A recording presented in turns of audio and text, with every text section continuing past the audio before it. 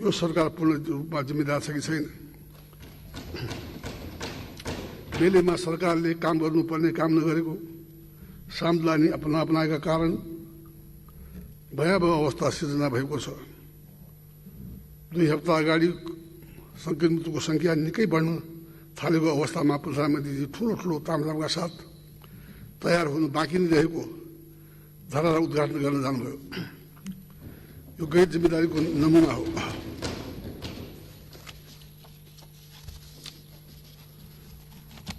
अहिलेसम्म थोरै मानिसलाई मात्र खोप दिन सकिएको छ। कमिसनको कारण खोप आउन नसकेको कुरा सार्वजनिक भइसकेको छ। जनताको जीवन रक्षा गर्ने औषधिमाथि पनि भ्रष्टाचार गर्नु अमानवीयता, अनैतिकता र गैर जिम्मेदारीको पराकाष्ठा जनता विरुद्धको अक्षम्य अपराध हो। जनताको जीवन रक्षा गर्नुपर्ने सरकार स्वयं जीवनदायी औषधि खोप भ्रष्टाचारमा संलग्न हुनुले पनि यो सरकारको नैतिक चरित्र उदाङ्गो भइसकेको छ। 1 वर्ष पहिले कोभिड-19 को पहिलो लहर सुरु हुँदा सरकारले आयात गरेको स्वास्थ्य सामग्री, PPE, कोभिड-19 को परीक्षणको सामग्री, मास्क, सेनिटाइजर, अत्यावश्यक औषधिमा भ्रष्टाचार भयो अनि खोपमा भ्रष्टाचार भएको छ। यो भन्दा निर्लज्जता के हुन सक्दछ? व्यापारिक घरानाहरूलाई पोस्नका लागि तपाईले नेपाली जनताको जीवन दाउमा लाग्नु भएको त त्यो इतिहासले बिर्सिन्छ? म यस सम्मानित सदन मार्फत माननीय प्रधानमन्त्रीलाई स्मरण गराउन चाहन्छु, औषधि मूल्य नपाएर कुनै पनि नेपाली ज्यान गुमाउनु पर्ने छैन भने तपाईँले नै भन्नुभएको हो कि आज ज्यान गुमाइरहेका नेपाली होइनन्। कहाँ गयो तपाईँको प्रतिबद्धता?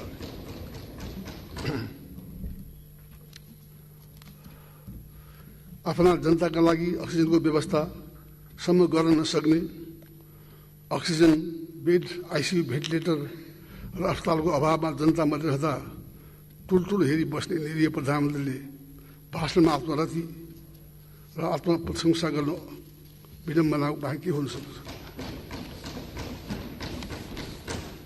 माननीय सभा महोदय, सरकार गठन भएको दिनदेखि नै संघीय लोकतान्त्रिक गणतन्त्रको संविधान जोखिममा परेको छ। सरकार गठनसँगै संविधान भत्काउने काम सुरु भयो। प्रतिनिधि सभा सदस्यको शपथ ग्रहण नगरिकनै कुनै मान्य सदस्यले यो सभा र समितिको सर्वोच्च काम कारबाहीमा भाग लिन नपाउने व्यवस्था संविधानले गरेको छ। तर माननीय प्रधानमन्त्रीजीले प्रतिनिधि सभाको सदस्यको शपथ नलिई प्रधानमन्त्री नियुक्त हुनुभएको हो। प्रतिनिधि सभाको सभामुख र उपसभामुख फरक दलको प्रतिनिधि हुनुपर्ने संविधानको भावनालाई अव्याख्या गरी दल एकीकरण भएपछि एकै दलका प्रतिनिधि कायम राख्नुभयो। संविधानको यो बाध्यात्मक व्यवस्थालाई लत्याउने बदले ताकि हालसम्म पनि प्रतिनिधि सभालाई उपसभामुख बिही राख्ने काम भएको छ। यो राख्नमा जिम्मेदार को छ? देशको प्रदेश सभामा पनि सभामुख र उपसभामुख फरक दलबाट हुनुपर्ने संवैधानिक व्यवस्थालाई ठाडै इन्कार गर्ने काम भएको छ। उहाँले असंवैधानिक र लोकतान्त्रिक तवरले प्रतिनिधि सभाको विघटन गर्नुभयो। प्रतिनिधि सभा विघटनलाई हामी तत्कालै असंवैधानिक, अलोकतान्त्रिक र अधिनायकवादी, सर्वसत्तावादी कायम ठहर गर्यौं। देशका क्रियाशील अधिकांश दलहरूको धारणा समान रह्यो। सर्वोच्च अदालतले प्रतिनिधि सभाको विघटन संविधान प्रतिकूल भएको हुँदा पुनर्स्थापना हुने ठहर गर्यो।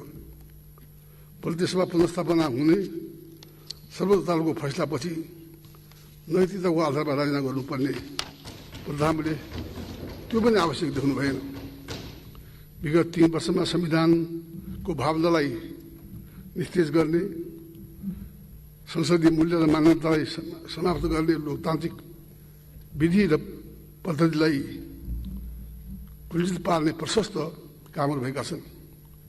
अधिकारको विकेन्द्रीकरण संहिताको मूल मर्म हो, तर प्रधानमन्त्रीले प्रारम्भदेखि नै अधिकारको विकेन्द्रीकरणमा लाग्नुभयो।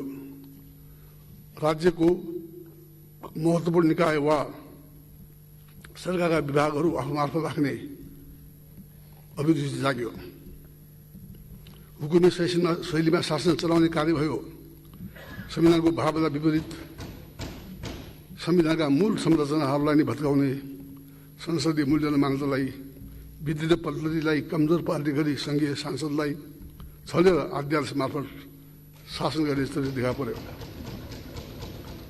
संवैधानिक परिषद सम्बन्धी संविधानको विशेष व्यवस्थालाई खण्डित गर्दै संसद बाहिर नगरी संसदको व्यवस्था नगरी संवैधानिक परिषद काम कर्तव्य र अधिकार कार्यविधि सम्बन्धी ऐनलाई अध्यादेश मार्फत पटक पटक संशोधन गरी संवैधानिक परिषदको मर्यादा गरिमा र समाप्त गर्ने कार्यक्षेत्र सङ्कुचित गर्ने,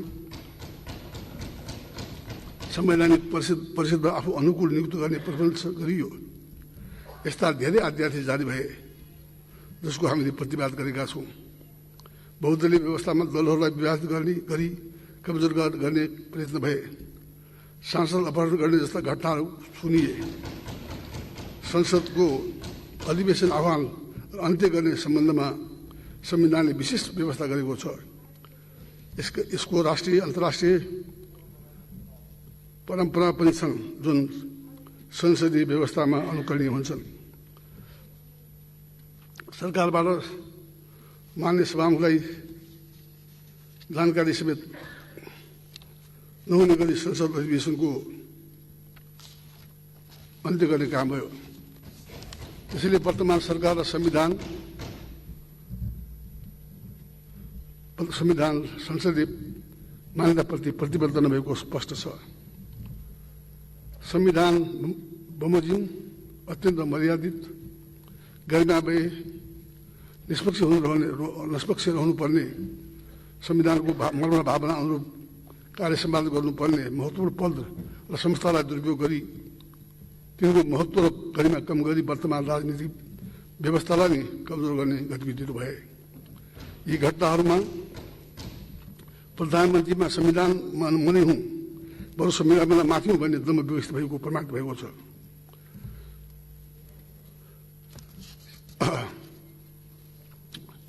मान्य संविधान सभामुख महोदय,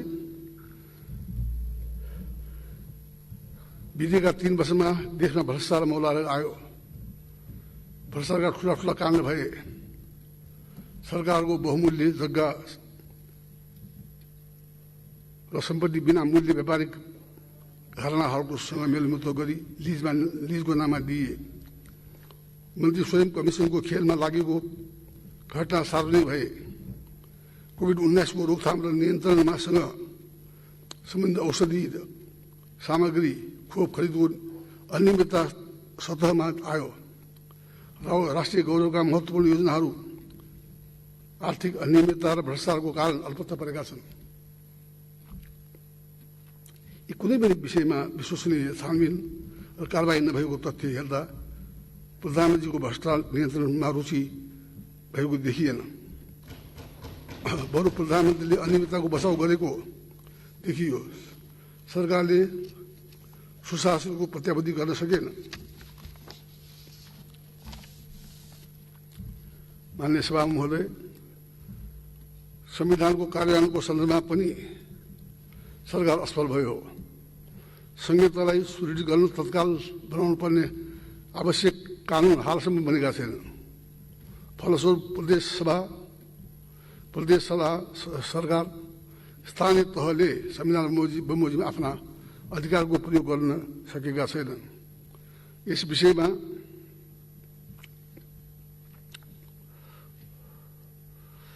यस बीचमा बनेका कतिपय कानुन र सङ्घीय संसदमा विचाराधीन विधेयक सङ्घीय लोकतान्त्रिक भावना विपरीत छन्। मौलिक हकको सही कारणका लागि गर्नुपर्ने कानुनी व्यवस्थापन फितलो रह्यो। नागरिकको मौलिक हक र स्वतन्त्रता कुण्ठित गर्ने गरी विधेयक प्रस्तावित गरिए। सूचनाको हक, प्रेस स्वतन्त्रतालाई कमजोर गर्ने प्रयास भए नागरिकको सांस्कृतिक हक समाप्त गर्ने प्रयत्न भयो।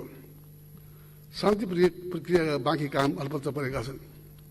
नेपाली काङ्ग्रेसको दबाव र सक्रियतामा आयोग गठन भए तापनि कामको अभाव र सरकारबाट हुनुपर्ने अन्य आवश्यक सहयोग समन्वय हुन नसकेको कारण आयोगको काम अगाडि बढेको छैन। आम जनतामा सरकार हुनुको अनुभूति सम्म गरेका छैनन्। म प्रधानमन्त्रीलाई सोध्न चाहन्छु, तपाईँले चुनावका गरेका बाचा पछि पटक पटकका भाषण सम्झना छ, रेल यात्राको तथाकथित कथा, पानी जहाजको सफर, घर घरमा ग्यासको पाइप,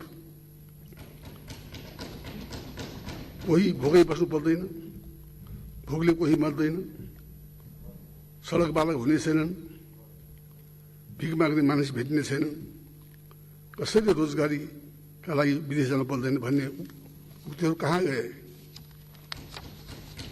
यी सब कुरा देशमा विकास निर्माणको अवस्था दयनीय छ। प्रधानमन्त्रीलाई मैले पुँजीगत खर्च कमजोर अवस्थाबारे बताउनु पर्दैन होला। सभामुख महोदय, यो सरकारको गठनपछि देशमा शान्ति सुरक्षाको अवस्था खस्किँदै गएको छ। महिला बलात्कारको घटना बढ्दै गएका छन्। अन्य अपराधिक घटनामाथि पनि वृद्धि भइरहेको छ। सरकार अपराधीलाई कानुनको दायरामा ल्याउन अत्यन्त असफल रह्यो। फलस्वरूप अपराधीको मनोबल बढ्दै थप अपराध हुन थाले। अबोल बालिका निर्मला पन्तको बलात्कार र हत्याका अपराधी पक्राउ अहिलेसम्म परेका छन्। यो चाहिँ एक प्रतिनिधिमूलक घटना हो। देशभरि यस्ता धेरै घटना भएका छन्।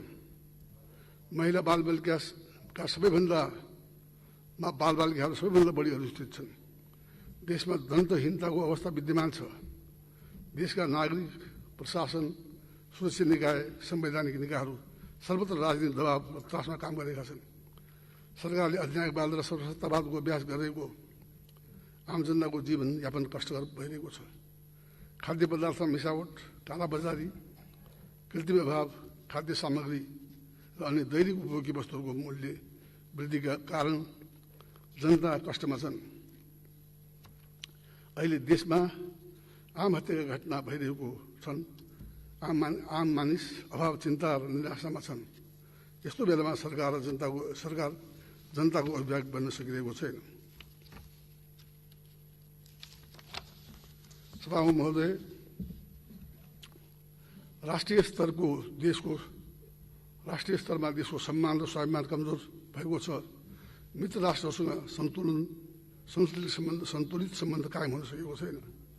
कोभिड-19 को भयावह अवस्थामा अन्तर्राष्ट्रिय सङ्घ संस्था मित्र राष्ट्रबाट कोभिड-19 को रोकथाम र नियन्त्रण गर्न नेपाली नागरिकलाई कोभिडबाट बचाउन आवश्यक सामग्री, औषधि, खोप लगायत प्राप्त हुन सक्ने सहयोग पनि सरकारले लिन सकेको छैन।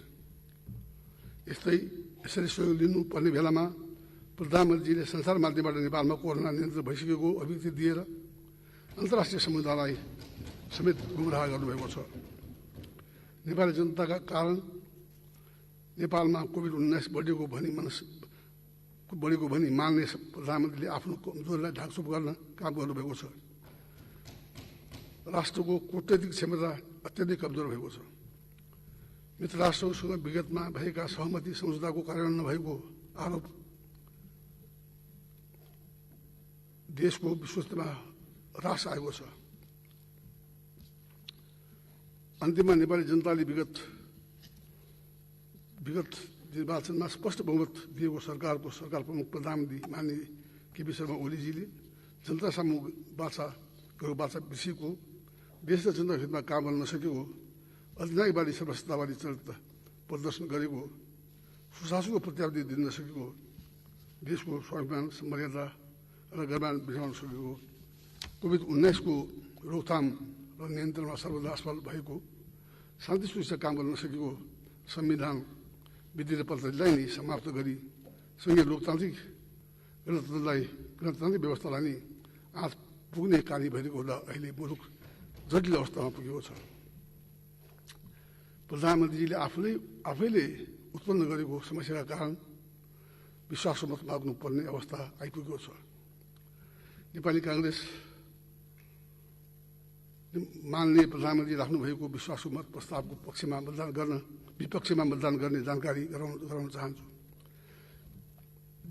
विपक्षमा भने विश्वासको मत विपक्षमा, साथै प्रतिनिधि सभाको उपस्थित सबै राजनीतिक दल र मान्य सदस्यलाई प्रमुख प्रतिपक्षी दलको नेताको हैसियतले प्रधानमन्त्री राख्नुभएको विश्वासको मतको प्रस्तावको विपक्षमा मत दिनुहुन आह्वान गर्दछु।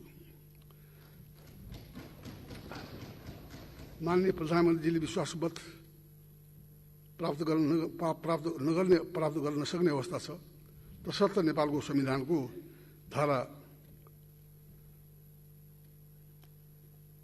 76(2) बमोजिम अर्को सरकार गठन गर्न प्रक्रिया अगाडि बढ्नुपर्छ भन्ने नेपाली कांग्रेसको धारणा छ। यति भन्दै आफ्नो कुरा छुट्याउँछु। धन्यवाद। जय नेपाल।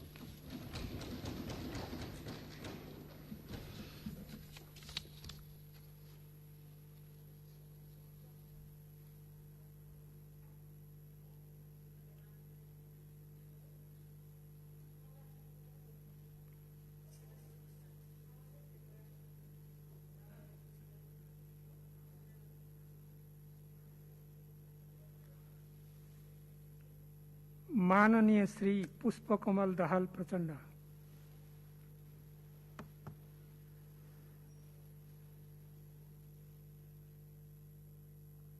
जेलमा छन्।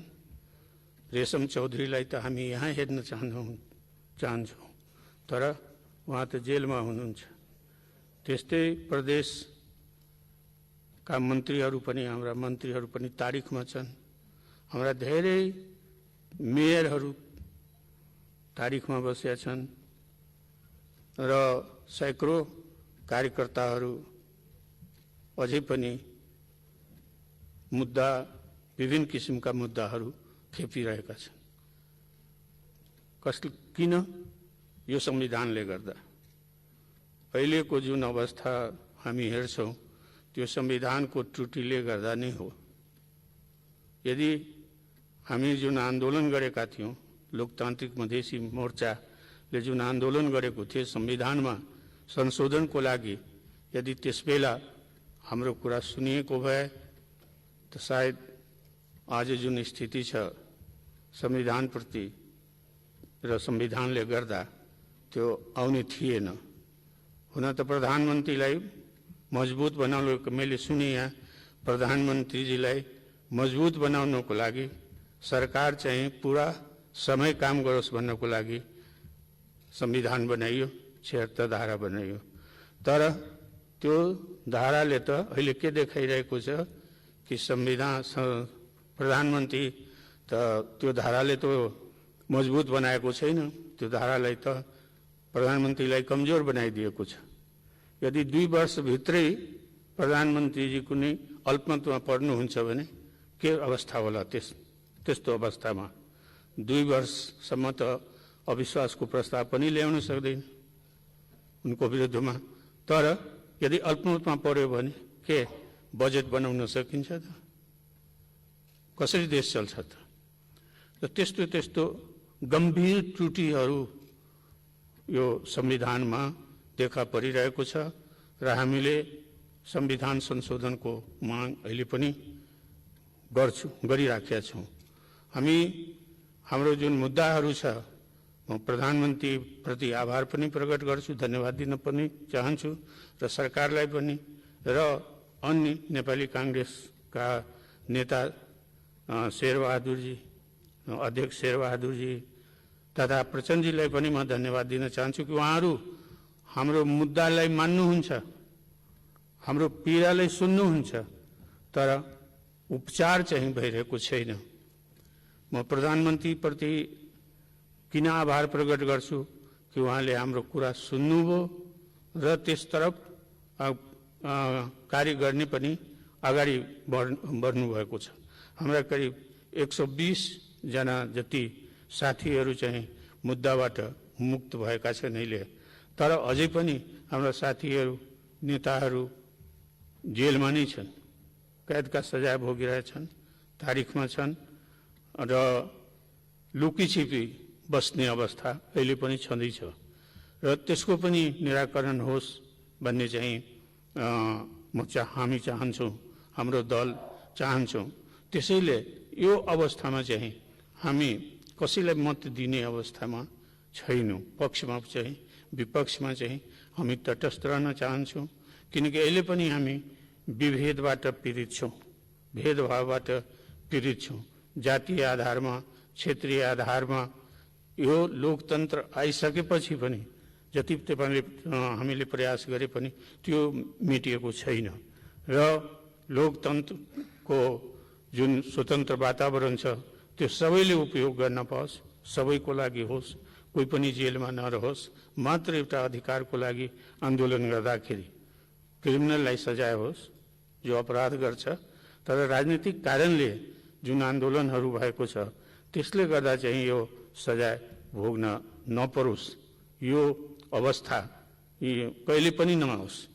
किनकि हामी सबैले लोकतन्त्रको लागि मिलेर नै सङ्घर्ष गरेको हो र त्यसबेला पनि हामीले गोली नै खानु परेको थियो, त्यसबेला पनि जेलमा बसेको परेको थियो।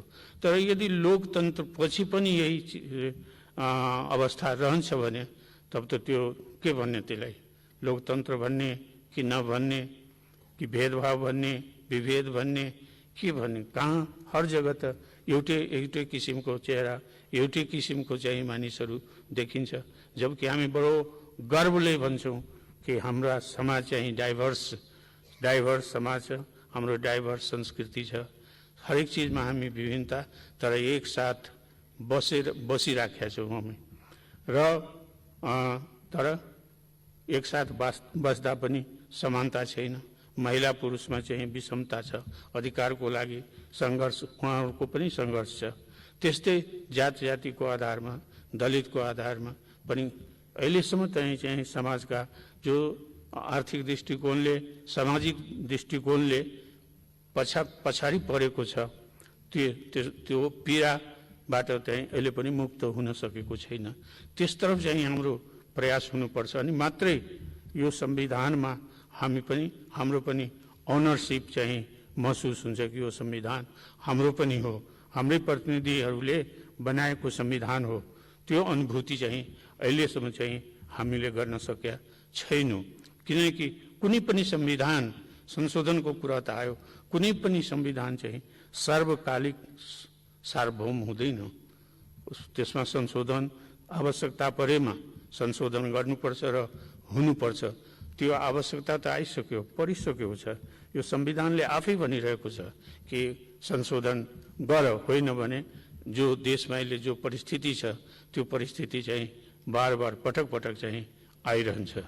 त यो त्यसैले जुन सङ्कट हामी भन्छौँ, दुई किसिमको सङ्कट छ। एक किसिमको सङ्कट त्यो राजनीतिक यो संविधानले गर्दा आएको छ, दोस्रो चाहिँ महामारीले गर्दा आएको छ।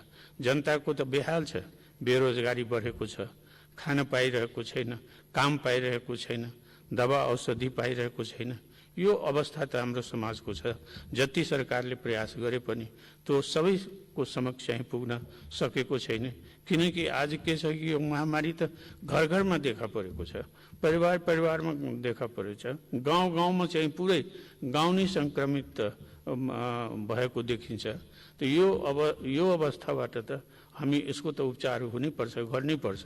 त त्यो जति चाहियो, जति परिश्रम गरे पनि, जति सरकार चाहिँ एक्टिभ भए पनि त्यहाँसम्म चाहिँ अहिले हामी पुग्न सकेको छैन। सरकार चाहिँ त्यहाँसम्म चाहिँ सरकारको जुन विकास निर्माणको काम छ, जो यो महामारीप्रति सरकारले गरिरहेको छ, त्यो सबै ठाउँमा चाहिँ अहिले पनि पुग्न सकेको छैन। हामी रोज अखबारमा पढ्छौँ कि अक्सिजन छैन, सिलिन्डर छैन, त अस्पतालमा बेड छैन, होइन? त अब यो छैन भने त यो ल्याउनु पर्यो, गर्नु पर्यो। तर जति प्रयास भए पनि अहिले पनि अभावै छ। कति दिनसम्म यो रहन्छ? हुन त यो विश्वव्यापी रोग छ, हाम्रै कारणले यो अवस्था आएको छैन, विश्वमा फैलिएको छ र बाहिरबाट नि यो आएको छ। त त्यसैले सब चिजले विचार गर्दा पनि हाम्रो जो साधन स्रोत छ त्यसको सदुपयोग होस्, यही म भन्न चाहन्छु। यति नै मेरो ऊ छ। फेरि एकचोटि मैले दोहोऱ्याएर भन्छु कि म चाहिँ यो प्रस्तावको सामान्य प्रधानमन्त्रीजीको यो प्रस्तावको पक्षमा पनि छैन र त्यस्तै म विपक्षमा पनि छैन। हामी चाहिँ हाम्रो दल जसमा चाहिँ यसलाई चाहिँ तटस्थ रूपमा हामी चाहन्छौँ र यसमा चाहिँ यहाँहरूले पनि बुझिदिनु पर्यो कि किन यस्तो चाहिँ अवस्था आयो। हामी त यहाँहरूको साथ रहन चाहन्छौँ, बस्न चाहन्छौँ। तपाईँहरू सबैको सद्भाव मैले चाहिँ पाएको हो, नपाएको होइन, तर अवस्था यो जुन अवस्था हाम्रो सामने विद्यमान छ त्यसले गर्दा चाहिँ हामी तटस्थ रहन चाहन्छौँ। हामी कसैलाई चाहिँ कुनै पक्षमा मत दिने अवस्थामा हाम्रो छैन। धन्यवाद।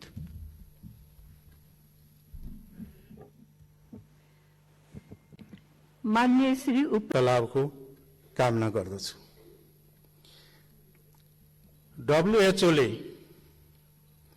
1 वर्ष अगाडि नै नेपाललाई वार्निङ दिएको थियो कि नेपालमा ठूलो खतरा आउँदैछ र कोभिडको खतराको जोनमा छ। तर सरकारले त्यो व्यवस्था गर्यो। सरकारले गर्नुपर्ने तयारी केही पनि गरेन, जसको परिणाम आज हस्पिटलमा बेड छैन, बरेनामा सुतेका छन् मान्छे, बिमारीहरू। औषधिका अभावमा औषधि पाइएन भने रोएर परिवारहरू छटपटाइरहेका छन्, बिमारी मरिरहेका छन्। यो घटना दिनहुँ पाइरहेछ। यसरी सरकारले ध्यान दिनु पर्थ्यो कोरोना महामारीतर्फ, त ध्यान कहाँ गयो त भन्दाखेरि अयोध्यातिर, चितवनमा अयोध्या खडा गर्नेतिर, रामको रथयात्रातर्फ। त्यसले कोरोना निको हुन्छ। मतलब प्रचण्डजी खुसी हुनुहोला भनेको त उहाँले पनि दुःखै व्यक्त गर्नुभएको छ चितवनमा पर्दाखेरि पनि। त्यो आवश्यकता होइन, आजको आवश्यकता यो हो।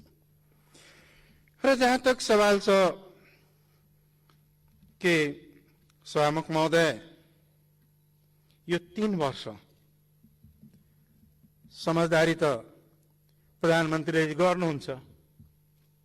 हामीसँगै हाम्रो पार्टीसँग सम्झौता गर्नुभयो, हामीले सहयोग गर्यौं। तर कार्यान्वयन गर्ने बेलामा उहाँहरूले विश्वासघात गर्नुभयो, धोखा दिनुभयो र सहमति समझदारीलाई उल्लङ्घन गर्नु। यो कुनै नयाँ कुरा होइन, पहिला पहिला कुन चाहिँ कार्यान्वयन भएर आएको छ र। त कसरी विश्वास गर्ने? आज प्रधानमन्त्रीज्यूले त्यो सदन समक्ष विश्वासको मत माग्नु भएको छ, जुन सदनलाई असंवैधानिक तरिकाले विघटन गर्नुभएको थियो। जनता सडकमा आए, नागरिक समाज सडकमा आए, राजनीतिक दलहरू सडकमा आए, सर्वोच्चले पुनर्स्थापित भइसकेपछि पनि एउटा मिटिङमा हामी धेरैजना थियौं, पूर्व प्रधानमन्त्रीहरू पनि हुन्थ्यो। यो सदनको त कामै छैन, संसदको यो आवश्यकतै छैन, यसलाई जति चाँडो हटाइदिउँ भन्नुभएकै संसदमा यहाँ आज विश्वासको मत माग्नु भएको छ। जुन संसदमाथि यहाँको खुद विश्वास छैन, त्यो संसदमा यहाँले विश्वासको मत आवश्यक कसरी गर्नुहुन्छ? कसरी मत दिने?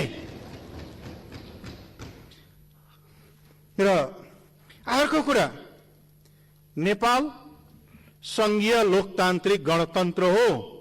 संघीय लोकतान्त्रिक गणतन्त्र नेपाल निर्माणका लागि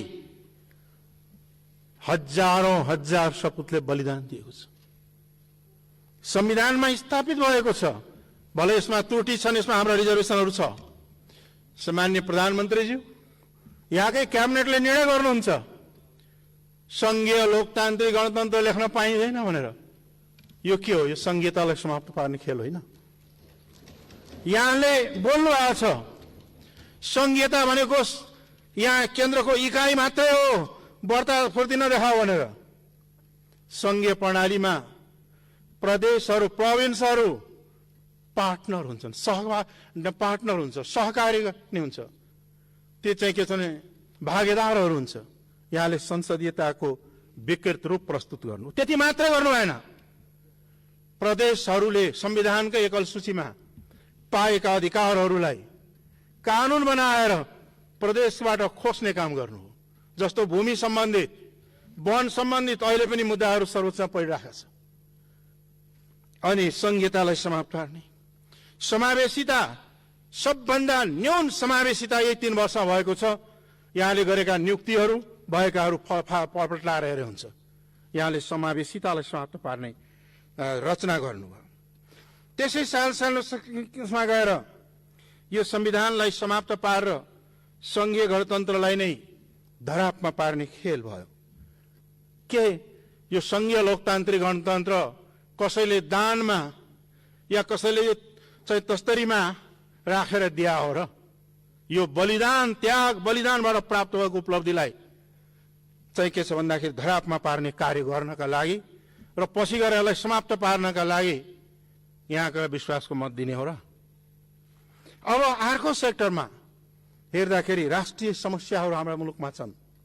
हाम्रा मुलुकमा मधेसीहरूको समस्या छ, आदिवासी जनजातिका समस्याहरू रहेका छन्, दलितका समस्याहरू रहेका छन्, महिलाका समस्याहरू रहेका छन्, थारू समुदायका समस्याहरू रहेका छन्, अल्पसंख्यक समुदायका समस्याहरू रहेका छन्। यी समस्याहरू राष्ट्रिय समस्याहरू हुन्।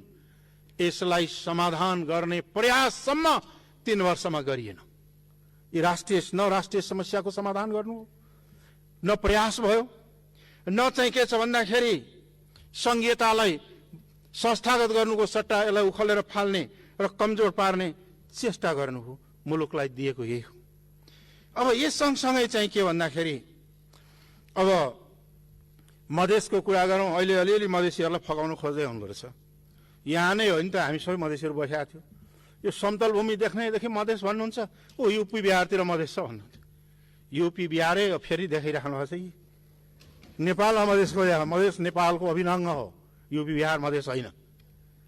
अर्को कुरा, मधेस आन्दोलन हुँदाखेरि यो सबभन्दा बढी तुलनात्मक रूपले मानिसहरू मारिएका छन्, गोली लागेका छन्, जुन बेला यहाँ संविधान निर्माणको बेलामा जुन प्रधानमन्त्री भएको बेलाको, त्यति बेलै सबभन्दा बढी मुद्दा लागेका छन्। त्यति बेलै लगाएका मुद्दामा अझै पनि चाहिँ के छ भने जेल नेल भोगिरहेका छन्। त्यो बेला यहाँको अभिव्यक्ति एउटा के थियो, 2-4टा आँप झरेर रहन्छन्। त्यही आँप खुवाउनुहुन्छ अहिले मधेसीहरूलाई। 2-4टा झरेको आँप, त्यो आँप झरेको थियो। मेचीदेखि महाकालीसम्म अभूतपूर्व इतिहासमा कहिले नभएको मानव श्रृङ्खलालाई यहाँले माखे साङ्नु भन्नु हो। मधेसीको सधैँ अपमान गर्नु हो। आज यसो चाहिँ के छ भन्दाखेरि फकाएर फकिनेवाला छैनन्।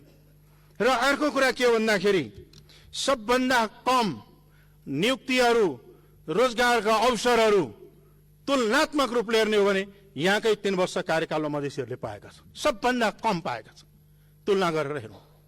त्यसले गर्दाखेरि के हो भन्दाखेरि यहाँले अर्को कुरा स्वास्थ्यकै क्षेत्रमा हेर्ने हो भने हालै चर्चामा आएका छन्।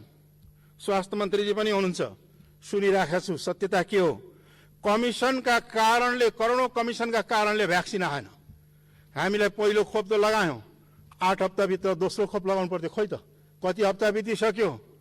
अब त्यसको के एक्सन हुन्छ भन्दाखेरि कमिसनका कारणले, अब कसले गरे अब छानबिन भएको छैन। कमिसनका कारणले, नपाएका कारणले, कुरा नमिलेका कारणले भ्याक्सिन समेत रोकिएको छ। भ्याक्सिन समेत आउन पाएको छैन। यतिको खेलवाड जनताको जीवनसँग गर्ने सरकारलाई कसले विश्वास गर्छ? कसले विश्वास गर्ने? के आधारमा विश्वास गर्ने? आज त्यो कुनै आधार छैन। अर्को कुरा के छ भन्दाखेरि संसद चल्दा चल्दै यो विधेयक अधिवेशन योभन्दा अगाडि गएको थियो। त्यो विधेयक अधिवेशनमा सरकारको कर्तव्य हो विधेयकहरू प्रस्तुत गर्ने, तर एउटा पनि विधेयकमा प्रस्तुतै नगरिकन, एउटा पनि विधेयकमा छलफल नगराइकन, सभामुख शुद्धलाई जानकारी नदिकन संसद अन्त्य गर्यो। अन्त्य गर्ने बित्तिकै उहाँ चाहिँ अध्यादेशका अध्यादेश आयो। यसको अर्थ के हो भन्दाखेरि संसदीय लोकतन्त्रको अभ्यास, संसदीय प्रणालीलाई वास्ता नगरेर अध्यादेशको मार्फतबाट शासन गर्ने भनेको स्वेच्छाचारी र निरङ्कुशताको प्रकाष्ठा हो।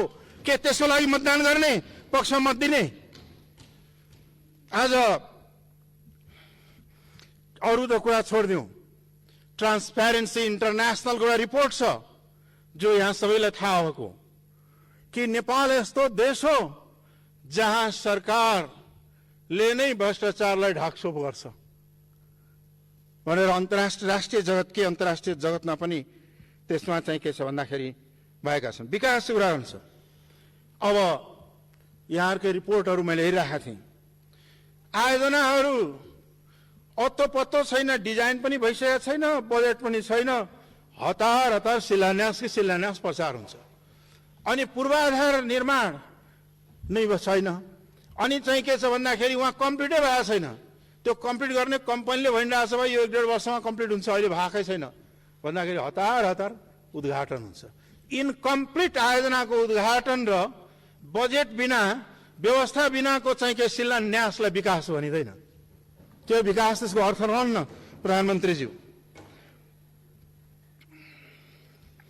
अनि नागरिकताका सवाल, नागरिकता ऐन विधेयक पहिल्यै संसदमा प्रस्तुत भएको थियो।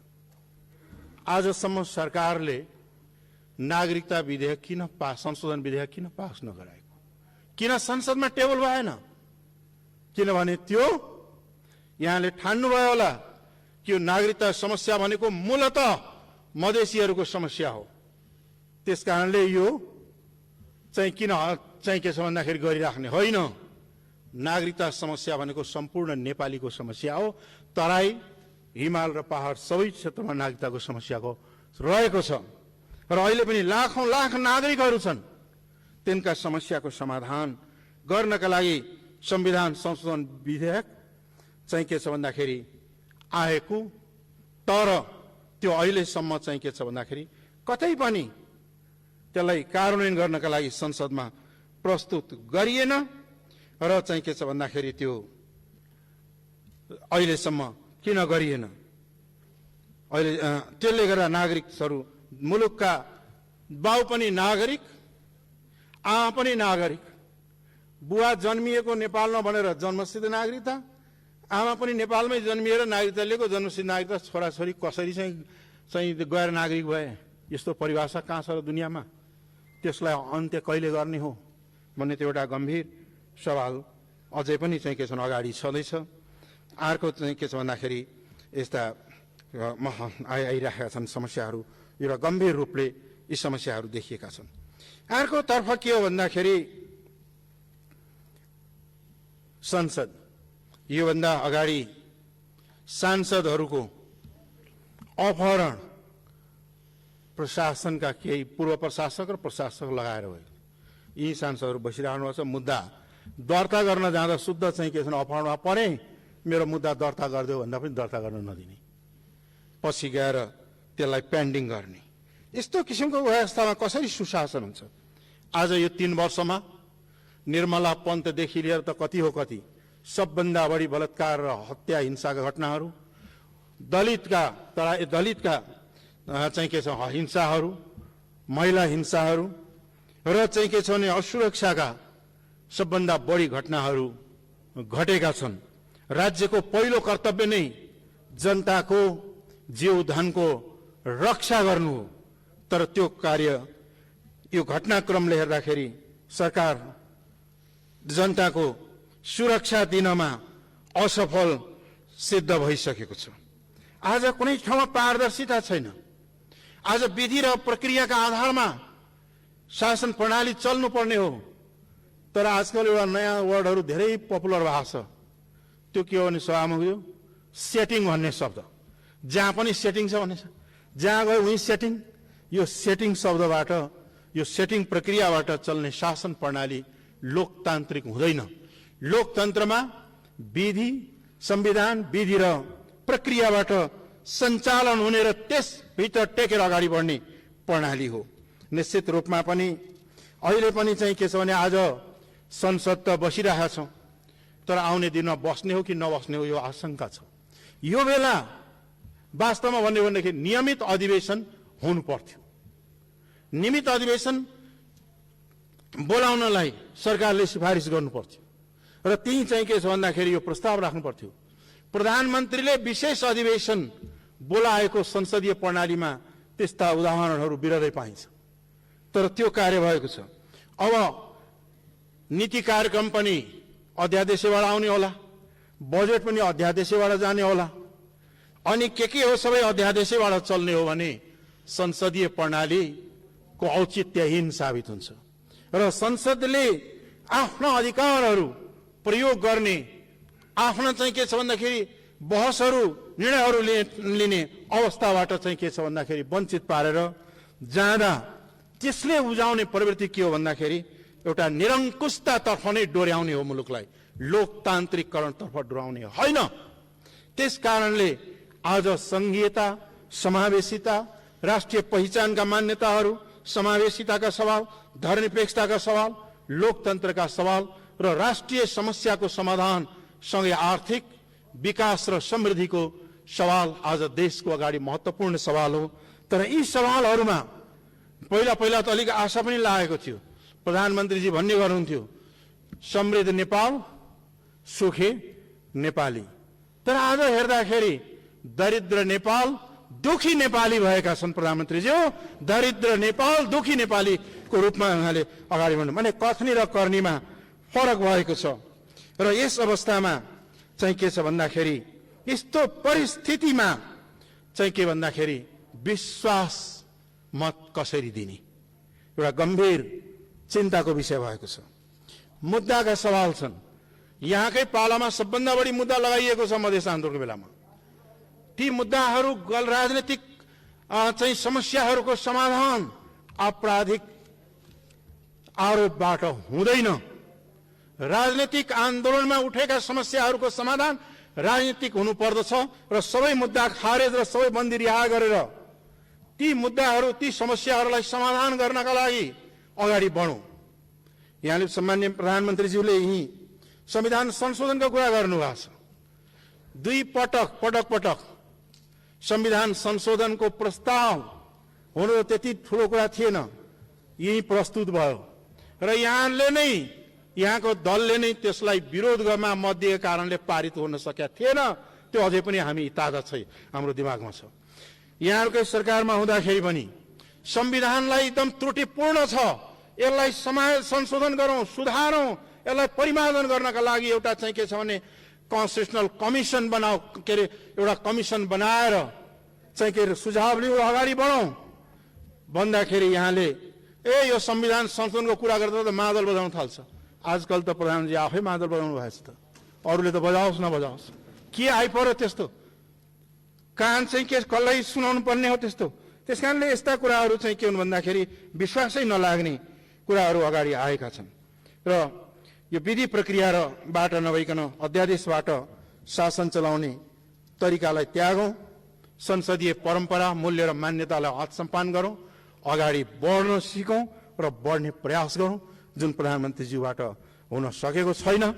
त्यस कारणले हाम्रो चाहिँ के हो छ भन्दाखेरि हामीले चाहिँ यहाँलाई राख्नु भएको विश्वास मतलाई हामी सम्मान गर्न सक्दैनौँ, मत दिँदैनौँ।